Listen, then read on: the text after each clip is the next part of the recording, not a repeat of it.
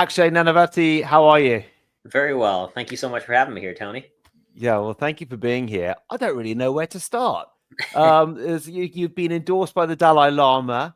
You've spent 17 days in darkness and isolation. Yeah. You spent 100 days alone in the polar regions. And you dragged a 420-pound sled across 500 miles of Antarctica, which I definitely want to ask you about. I'm sure a lot of people Sure. say, why? Yeah, I get that a lot. Yeah. So, Yeah. well, and then you've got an incredible history as well. But yes, okay, let's start with 100 days alone in the polar regions Mhm, and dragging that sled across Antarctica. mhm. Why and what did you learn? So, on a tactical level, what I was aiming to do is to complete the world's first coast to coast ski crossing of Antarctica without dogs or kites, which would have meant a 115-day journey dragging that 420-pound sled over 1,750 miles. Mm, This had never even been attempted before, let alone completed. It was many considered to be impossible. So, that was the practical why. But for me, there was a much deeper spiritual why that drove me. When you're doing something like this that's borderline impossible, it's still like this was the first time in history it had ever even been attempted. You're forced to come up against the confrontation of your ego with like no, there's no validation, external validation, because like I was told anybody who attempts this will probably fail, and it didn't go out go the way I planned. mm, But by pushing something, the very edge of the human potential, not just mine, in that it had never been done before, it forced me to confront new edges that I had never confronted. And that's why I mm, like doing these things, is going out there. There's a curiosity that drives me. There's a search for an expansiveness to see what can be revealed about the human soul, about the human spirit, in the depths of solitude, suffering, hardship. To go out there and play on such an extreme edge, in life you have to battle a dragon to unearth a treasure. And so in terms of at least voluntary suffering, this was the biggest dragon I could find, to unearth the greatest treasures of the soul and to build those mental tools to reshape our entire sense of identity, and that becoming process to go from who you are into who you can be. That process is what drew me, and then bring the wisdom back to share with others as I mm. am now and as I do in my work. And my a lot of my work more recently has been at the intersection of the two areas that I've been fascinated by over the last couple of decades, which is mindset and then Yeah, biohacking, and a lot of the fun stuff as well. yeah, yeah, And I'm absolutely fascinated at how mindset could potentially help us live longer. And there's yeah, quite a lot of interesting research to show around that. yeah. But I think mindset takes two different forms, or in the popular imagination, one of them is being positive and thinking positively about one's health. And then there's the sort of David Goggins, slightly more insane type, which is what I think you're looking at. And I wonder, what did you learn from chiseling your Yeah. mindset in this way? Because there's no other way through it. You just got to, I mean, it doesn't sound like much fun. Yeah, it was extremely hard, unforgivingly hard. But Yeah. in order to do something that hard, you have to be able to eliminate the unnecessary suffering of the mind. And so perhaps the most valuable thing I learned is how we view our experience of reality is entirely constructed in every way. The paradigms through which we move through the world, like even let's say the first time I ran an ultra marathon. Okay, why is a marathon a lot? Why is an ultra marathon a lot? Who says what's a lot? What's a Mm, little? Everything is this construct that we have based on the world around us, based on everything we've learned. I mean, even in the simplest way, when I see a white wall, how do I know this is a white wall? I've been mm, taught at a young age this thing I'm seeing is a wall, and this color is white. And so mm, constructs are not good or bad, but we apply them to simplify a very complex reality. And when you start becoming aware that everything is a construct, you can reshape your own constructs. And in doing so, you can eliminate all unnecessary suffering. And that starts with this foundation of freeing your mind from resisting or clinging. So, this is kind of the key. All suffering is caused by resisting or clinging, resisting what is and clinging to what isn't or what we fear to lose. So mm, what do I mean by that? Let's practically apply that. Something happens. Oh, I wish it wasn't this way. I wish this thing didn't happen. Or I don't want to lose this joy, so I'm going to cling on to it. I don't want to lose this money, I'm going to cling on to it. But as we all know, the roller coaster of life is filled with ups and downs. And when we resist or cling, we create unnecessary suffering. But through doing these things, I learned that you can choose your construct. So you can choose to be the David Goggins style, or you can choose to be positive, and you can play on both edges. And that's really what I thrive in, is playing on all the edges, not just one edge, but all edge. For one, that just amplifies life. It makes life more flavorful. It's like, I mean, you know, when you come out of a cold tub and you take a hot shower, how good does that hot shower feel? So you have to know one to know the other, right? You can't have a summit without a valley. So when you play on all edges, you choose that, it amplifies the flavor and makes each one more flavorful. It also teaches you pure acceptance of the isness of the human condition. So like, as a concrete example, when I was in Antarctica, we got hit with some of the most brutal snow conditions in modern Antarctic history. And now when you have soft snow, dragging a 400-pound sled, 420-pound through soft snow, it's hell. The sleds are getting stuck every few steps. You have to fight them out. They get stuck again. And it's very easy to say, I wish the snow was hard. Instead, I would say, thank you for these perfect conditions, because they can't be anything other than what they are. And since I cannot control them, and since that's what they are perfect.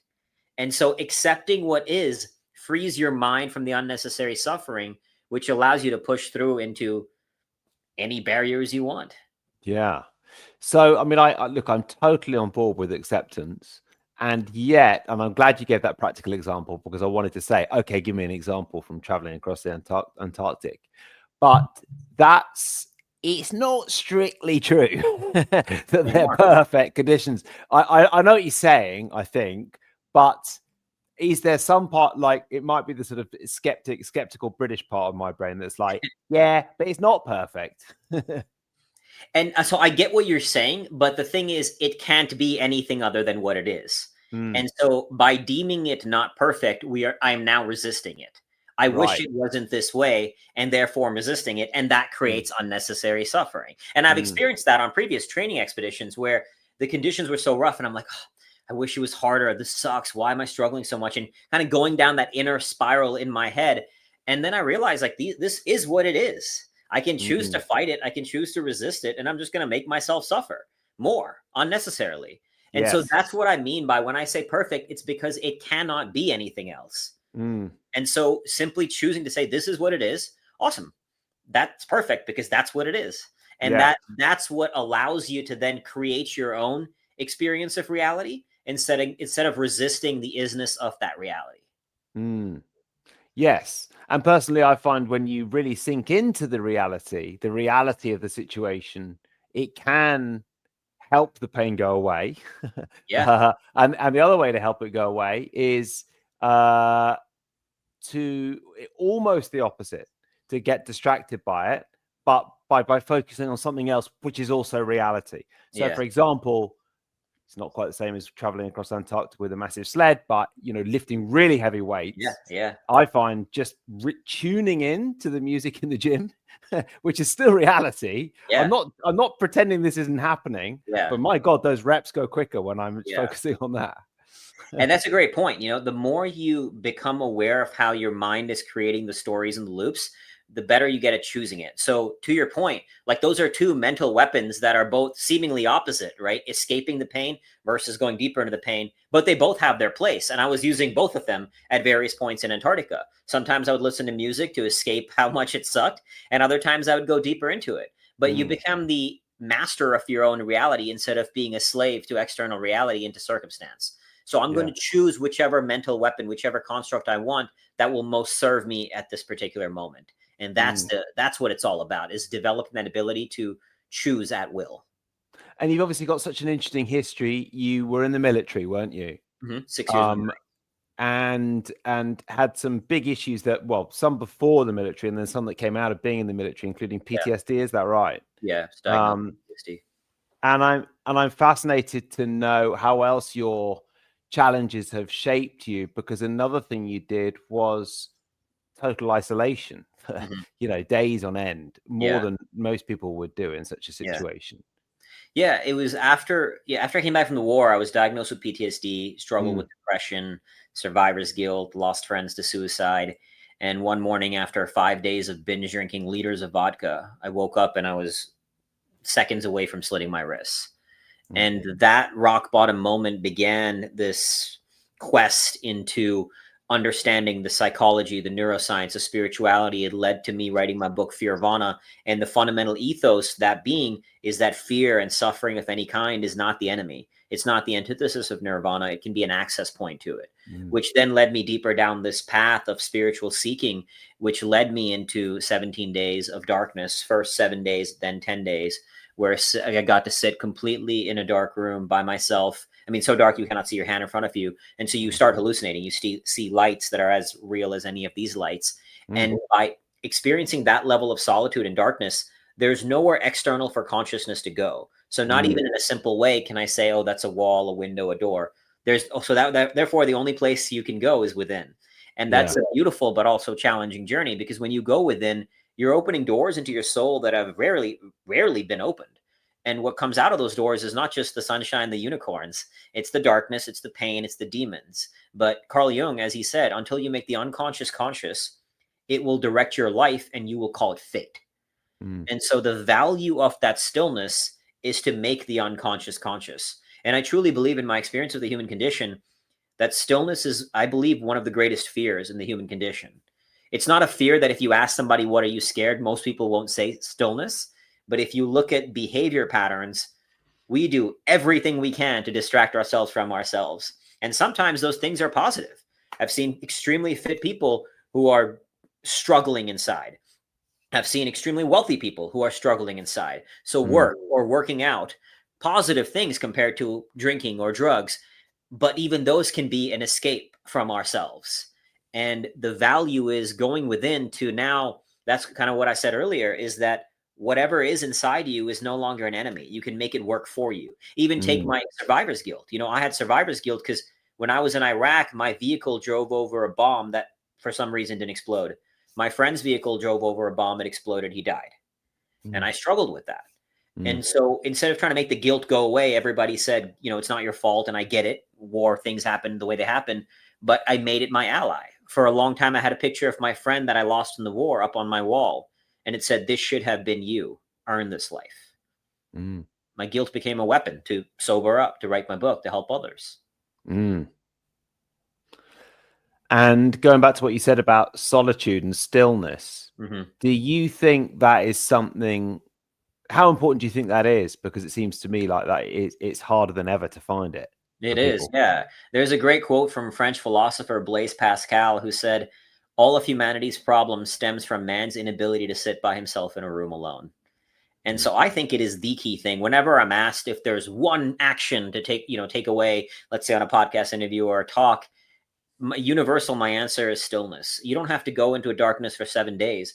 Put yourself in. One kid was so inspired by what I did, he locked himself in the closet for an hour, just turned off the lights, sat in the closet for an hour. Do that. It'll allow you to confront things that you haven't confronted, so you no longer are enslaved by them. Because most of us, who we are today, is we're just shaped by the past. And unless we interrupt that pattern, we break it, we're just living that life on repeat. We're just slaves to a past that we didn't consciously choose.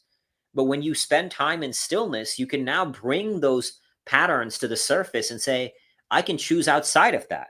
Or I can choose, oh, you know what, this is working. I can keep doing more of it. Or I can choose beyond it. And you can orient towards a different direction by getting clear on what's happening, so you're not just enslaved to the past. And so Fearvana, this concept, I like it. Tell me a bit more about how you came up with it and what exactly it means. So the ethos of it is that fear and nirvana, two seemingly contradictory ideas, can and must actually be complementary. So I define it as the bliss that results from engaging our fears to pursue our own worthy struggle. And that means Antarctica is not the only path to bliss and enlightenment. It's my path. It's not the path. It could be building a business, writing a book, raising a child, playing the guitar, whatever it may be. But anything worthwhile is going to be hard. It's going to be scary. There's sometimes a very literal risk and sometimes perceptual risk, but there is risk. And that fear, if you step into it instead of running away from it, it leads you to that thing that you are craving, to what Joseph Campbell called the rapture of being alive, right? In your version of that, your expression of that, and that's unique to each of us. So that's what the book is about. The ethos is about, is helping people at first just stop demonizing fear or stress or anxiety, coming back to what I said earlier about not resisting or clinging, right? So accepting, it's okay to be scared. It's okay to have stress. These are not quote unquote bad emotions. They're just emotions, and any emotion can be used proactively, just like I did my guilt. So it's to help people develop a positive relationship to any kind of struggle, and then learn to use that struggle that we inevitably experience on the human condition to find, live, and love your worthy struggle. And I call it your worthy struggle because while it's good to have passion for what you do, I feel like when people hear the words follow your passion, it often conveys this idea that if you follow your passion, you'll never work a day in your life and sunshine, rainbows. And I'm like, no, that's just not true. You get it. I love what I do, but there's days where it's work and it's really hard work. And a lot of days I don't feel like doing it, but you do it anyway. So that's why I call it your worthy struggle. Right. Yeah. Yeah. And am I right in saying that the Dalai Lama endorsed your work? He did. He wrote the foreword for Fearvana, which I was very honored and humbled by. Wow. How did that come about? That's awesome. Just a pure, kind of cold pitch. I reached out to His Holiness's office. I spent so much time researching a particular name in a monastery there, a monk there. Reached out to him, connected with 3 other monks, persisted, shot a personal video just sharing what I've been through, what our mission of Fearvana is, how we seek to help people through suffering. And it took 5 months and I think the key lesson here is the whole time doing this, even when I first had the idea, I thought, oh, who am I? I didn't believe in myself. And even the 5-6 months it took building a relationship with this monk to get that endorsement, I thought, oh, why aren't they responding to my emails? They hate me. They, all the stuff in my head, right? I was a nobody. Nobody knew my book. But you can have those thoughts, but not be defined by those thoughts. You can act in the face of them. And so that's what I did. I kept acting, kept taking action. And I was very honored that after about 5-6 months, the monk at the monastery there wrote me and said, considering everything you've been through and your genuine desire to serve, I'll press your case. And they ended up writing the foreword for the book, The Dalai Lama, which was very, very cool. That's really, really awesome. And I must say, like, there's been a few instances in my life where sheer single-minded doggedness towards a goal has resulted in achieving that goal, even when it did not seem possible. And at every time that has happened, I've basically sort of thought, wow, when I just put all my attention into something, it does sort of seem to happen. But it has to be single-minded attention. It can't be half-assed. No, I totally get it. And when you commit your soul to the craft, it's amazing what we can achieve when we do that. That's really cool. Right, now, obviously, this podcast is biohacking news. It started out as Zestology, and now it's biohacking news by Zestology. I want to know what you think of the word biohacking and the concept of biohacking. You can be totally honest. I can have the negative stuff as well as the positive. What do you think about it? So I'll be very honest. I was relatively new to it. My wife is a master at the craft and an expert at it. And we learned from, of course, Dave Asprey, who's become a friend as well. Great human being. And that I mean, I think I was doing things that one would call biohacking that I just sort of didn't ascribe the terminology to. But ultimately, the way I see it is just optimization, right? Optimizing the mind, body, and spirit for not only a longer life, but a better life. Because it's not just, to me, at least, about how long you can live, but making sure the quality of those years are as amplified and full as possible. And that's the way I see it now, is just looking for every tool in the toolkit to optimize your mind, body, spirit. Yeah, that's it. That's exactly it. Yeah. And increasingly, this concept of lifespan is becoming so important in the longevity world, like really good quality years. Yeah. And I wonder if you've sort of had any realizations from your various challenges and adventures, because, for example, being in such a harsh environment, that could be seen as quite negative towards one's overall health. But it obviously hasn't been for you. Yeah. I mean, it definitely led to struggles. I've lost 2 fingers to frostbite. I've gotten diverticulitis. Oh my goodness. Yeah. Wow. This was my first trip to Antarctica 4 years ago. Lost the 2 fingertips. Okay. I've gotten Jesus. hypothermia, heat exhaustion. I live in Arizona. I got at the end of this expedition, Antarctica, I got diverticulitis, which is infection in the colon that if left untreated can burst and kill you. And that's actually what happened to an adventurer tragically 8 years ago in Antarctica. So definitely pushed to some extremes, got hurt along the way in multiple ways.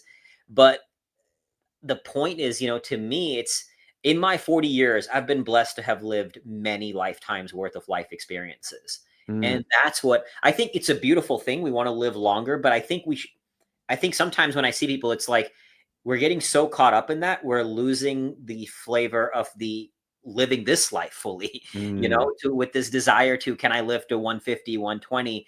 But I also think it's, in my opinion, and take this for what it's worth, is sometimes we're missing the point. It's not just about me and my life. There's a great quote from the Indian poet Rabindranath Tagore, who says, one who understands the meaning of life when I forget exactly how it goes, but it's something along the lines of like, he who plants a seed knowing he will never sit in the shade of that tree has understood the meaning of life. And I think that sometimes it can be like it's all about me and my life, and it's really not. It's about, if in 80 years or 100 years I can't leave a mark that extends beyond me, am I going to do that in 120 or 150? So I think the point is like, it's a beautiful thing. We all want to live. I love my life. I want to live a long, full one. And also, so it's a duality. I think striving for that while recognizing that it's about something more, and it's not just like, can I plant that seed knowing that I'll never sit in the shade of the tree, so to speak. Yeah. But Yeah. when you say something more, I'm interested, obviously you've done these extreme endurance journeys, you've been forced to rely on mindset at times. Was one of the learnings, oh, there's more to this than just getting through there's a higher power of some description guiding me or helping me, or it's important to recognize? My own paradigm, and we all have our own way in which we relate to the word God. For me, if I would ascribe one, it'd be closest to a Buddhist kind of take, where divinity is within us. And I've had moments where I've tapped into, call it like, God, something beyond, where you experience, even in Antarctica, where I was as geographically isolated as a human being could be. Literally the most isolated, not only human, but isolated life form on the entire planet for portions of the journey. And paradoxically, I felt more connected than I've ever felt in my entire life. Connected to myself, to Earth, to my wife back home, to humanity, to God. And so you tap into these moments of pure oneness that are, the only way to describe them is a spiritual moment. You can call it a moment of an awakening, enlightenment, whatever word you want to ascribe to it. And so those moments have revealed there's something that transcends the mere mortal coil of this body and mind. And you even if brief, even if only temporary, you access something, for lack of a better word, divine. And that's quite interesting about connection, isn't it? Because obviously when we think about longevity, one of the things that always comes up in blue zones and everything else is that sense of connection and community, and how important it is. And so you felt that connection, but as you say, you were so far removed from physical communities. When you were traveling across Antarctica, you were with a team, weren't you? I was alone. Oh, you were alone? Completely alone. Okay. Yeah. Okay, right. Okay, so as well as obviously you did the 17 days in the darkness, but you were also alone when you did Antarctica. Yeah. God, that is really insane. Okay, so how do you reflect on community, having spent so much time on your own? Yeah. I think this is the duality. The dualities that exist within the human experience is that the more comfortable you are alone, the better your connections will be. I think today we often use connection as a band-aid for solitude, because I'm uncomfortable alone, so let me go hang out with people. And that's just addressing the symptom, not the root cause.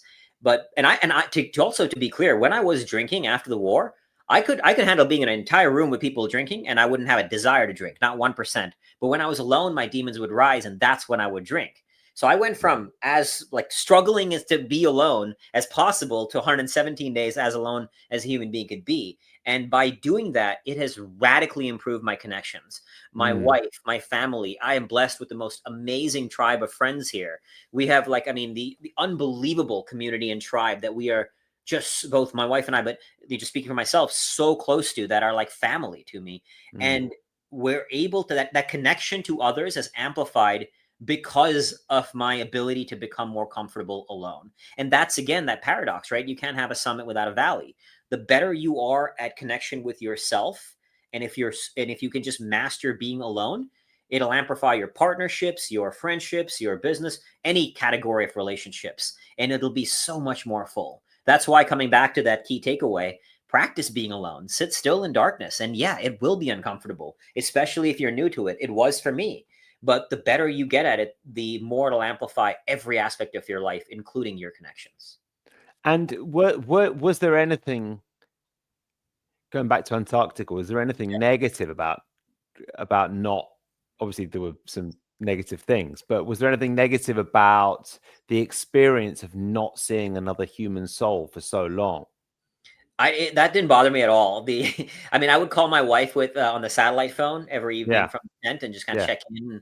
But that's in nice. terms, the solitude was the one thing that did not bother me. Dragging that monstrous sled through soft Yeah, snow, that sucked, and laborious. had Yeah, many yeah. moments that were really brutal. But I was not even for a percentage like moment bothered. Like I loved it. It was such a Mm, spiritual experience mm. to be out in this unbelievably awe-inspiring landscape all alone was divine. Yeah, but you're losing fingers at the same time. It's pretty, yeah, you are. That's pretty I insane. did. Yeah. It was a privilege to experience that kind of, because I mean I'm not unaware that I get to choose my own suffering, right? That's a Yes. privilege. Yeah. Yeah. Yeah. There's many in the world. I've been to war. I've worked with child soldiers, survivors of sex trafficking, people in poverty, and many people don't get to choose their own suffering. So Mm, just mm, that gratitude that I have that I get to have experienced what I did. I mean, it was a gift, a mm. real gift.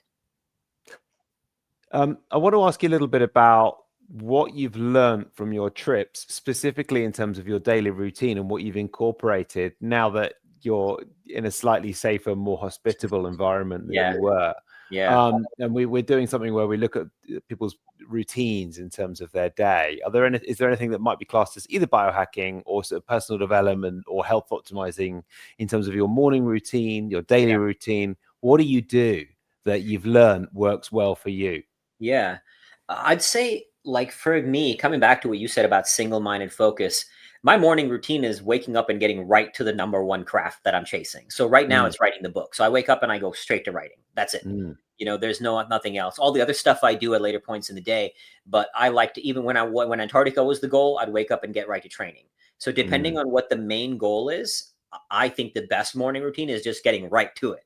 Yeah, And you can do, and again, there's no right or wrong like my wife does. We have the infrared light, we have an infrared, the red light therapy, the sauna, stair climber. mm, We have a lot of like our own little biohacking lab here that's we're great. blessed to Yeah. say very epic. And we use that for Well, various. your mates with Dave Asprey, he can help you with all Oh yeah, exactly, that. exactly. So learned a lot, of course, from him. My wife has been through his 40 years of Zen program twice as Yeah, well. me too. That's Oh, great. cool. That's awesome. Yeah, Okay, I've yeah, heard great things. yeah, Heard really great things.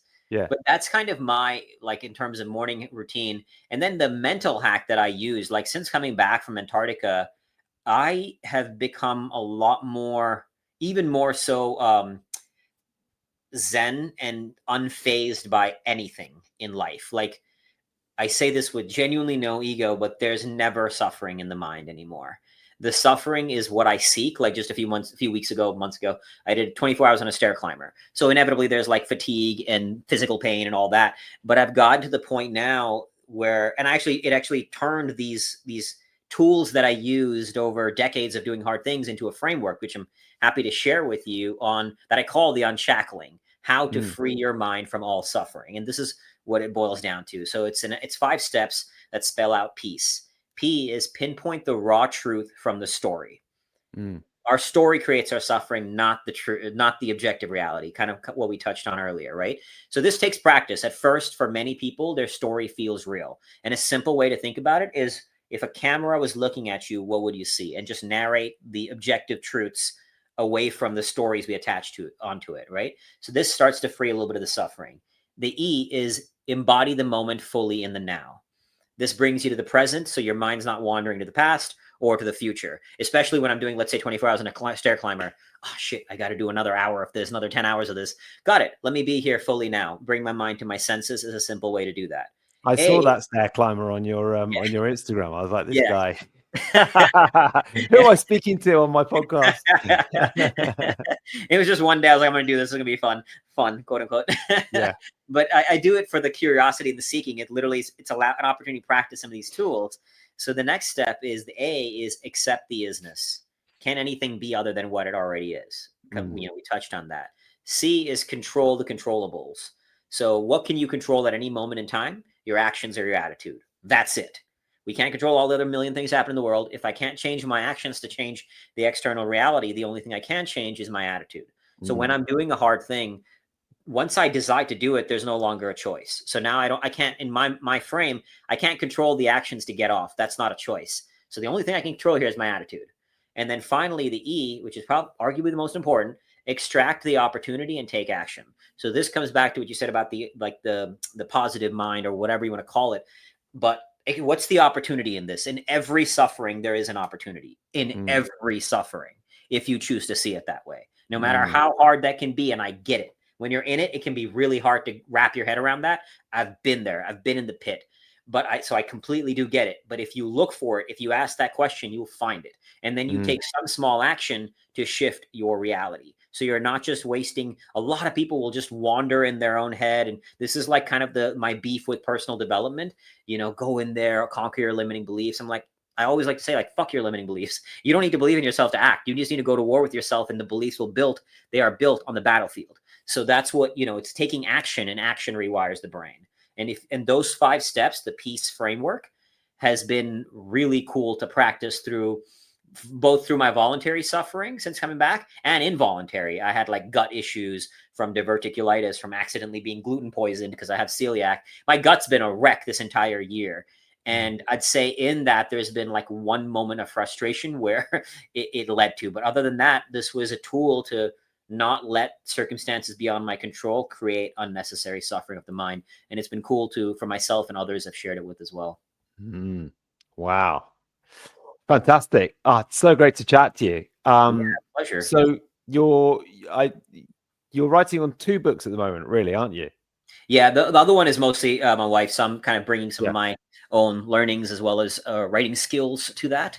And then the other one that I'm solely focused on is about doing hard things and learning to suffer less in order to do harder things. Yeah, great. Well, where can people find what you've written already and everything else about you? So you can find the first book, Fearvana, on Amazon, paperback, Kindle, Audible, and Instagram at Fearvana, where I share more tools and learnings from the path to help people free their mind. Stairmasters. Yeah, Stairmaster challenges and other things like that I share the lessons from. Yeah. Well, look, it's great to connect. I'm really glad we've met. And thanks for coming on the podcast. I really appreciate it. Thank you for having me.